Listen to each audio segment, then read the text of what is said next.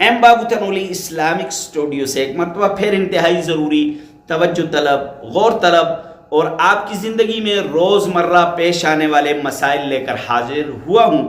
غور سے سنیں گے تو مسئلہ سمجھ آئے گا، آخر تک سنیں گے تو مسئلہ سمجھ آئے گا۔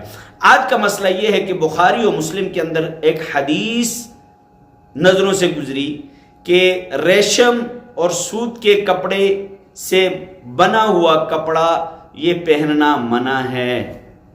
پھر آج کل اس دور کے اندر بہت ساری دکانوں کے اندر جو ہے نا دکاندار کپڑا بیچتے ہیں، جی یہ ریشمی ہے، یہ سلک ہے، یہ فلانا ہے، یہ فلانا ہے۔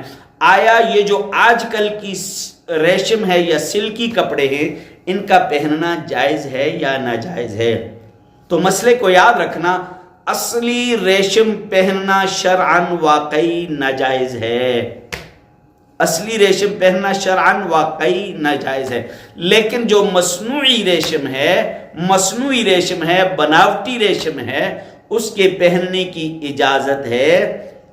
مولانا یوسف لدھیانوی شہید رحمت اللہ علیہ نے اپنی کتاب آپ کے مسائل اور ان کا حل میں اس کے لکھا ہے کہ اس کے پہننے کی اجازت ہے، وہ آپ پہن سکتے ہیں، یعنی مصنوعی ریشم کا لباس آپ پہن سکتے ہیں، اصلی ریشم جو ہوتا ہے وہ پہننا منع ہے۔ امید ہے کہ آپ کو مسئلے کی سمجھ آئی ہوگی۔ ہمارا یوٹیوب چینل ضرور سبسکرائب کریں، گھنٹی والے بٹن کو دبائیں۔